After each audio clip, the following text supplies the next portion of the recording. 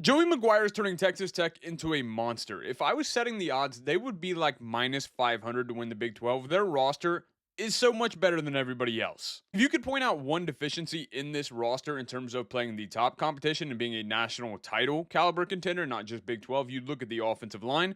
You'd look at Sorsby. I think the offensive line is coming back bigger, stronger, better. They're adding a couple guys, but they're getting much better at quarterback. And while Sorsby is a stud, you do need receivers to throw him the ball. Texas Tech had a couple of them last year. They're adding some more this year. It felt like every single time I looked at a guy and said, that's an underrated receiver in the portal. Oh, there he goes to Texas Tech. Kenny Johnson, Malcolm Simmons, so on and so forth. Now, it does hurt on the defensive line whenever you're losing a Lee Hunter, a Skyler Gill Howard, a Romello Height, a David Bailey, but from what I've seen, Texas Tech is bringing in 3 or 4 all conference defensive linemen. I expect them to dominate there once again. You would think that after last year, they're really going to take a hit at linebacker, and I would have thought the same until you told me they're bringing in Austin Romaine, who I think is an absolute stud. Before the season, I thought he was going to be the Butkus Award winner, and I think he's still capable of that, especially at a place like Texas Tech. So if you're talking about competing for a national title, I think you still have some questions about that offensive line.